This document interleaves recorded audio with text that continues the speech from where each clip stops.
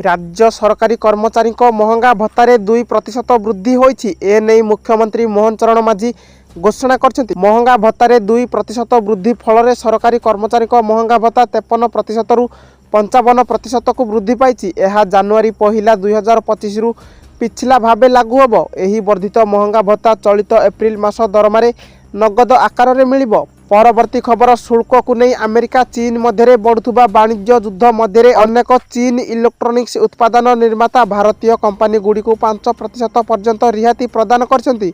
एपरी परिस्थिति रे भारतीय इलेक्ट्रोनिक्स निर्माता माने चाहिदा वृद्धि पाई एही रिहातीर एक अंश ग्राहक मानकु देई परिबे। एही पदक्षेप द्वारा भारत में टीवी फ्रिज स्मार्टफोन भली अनेक इलेक्ट्रोनिक्स सामग्री सस्ता हो पारिबो।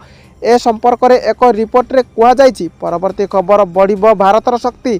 फ्रांस रु भारत आसुची राफेल विमान। समुद्र पथरे भारत निजर शक्ति वृद्धि करने पई आउ 26 राफेल युद्ध विमान फ्रांस ठारू आणुछि।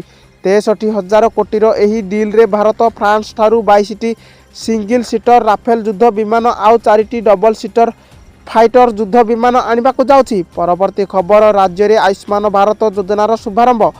कटक रे आयोजित कार्यक्रम में शुभारंभ कले केंद्र स्वास्थ्य मंत्री जेपी नड्डा। राज्यर प्राय 3.5 कोटी लोकों को मिलिबो मागणा चिकित्सा सुविधा। देशर 29,000 रु ऊर्ध्व हॉस्पिटल रे मिलिबो मागणा चिकित्सा सुविधा। परवर्ती खबर जल समस्या दूरीकरण पई नुआ 21,300 नलकूप विभिन्न जिला को अनुमोदन करा जायछि। जल समस्या नहीं अभियोग आसिले 7 दिन मध्य समाधान करने को विभाग को पानीय जल मंत्री रवि नारायण नायक निर्देश देइछन्ति। खरा समय रे समस्त को सहयोग कामना कले मंत्री। परवर्ती खबर अंत्योदय गृह योजना नहीं प्रतिक्रिया रखिछन्ति पंचायत राज मंत्री रवि नारायण नायक। से कहछन्ति ए वर्ष अंत्योदय गृह योजना रे 1,59,000 लोक घर पाइबे। अंत्योदय योजना रे 59,093 जन भिन्नक्षम असहाय और बन्या बात्यारे घर भांगी व्यक्ति को ब्लॉक स्तर रे घर दिया जाइछि।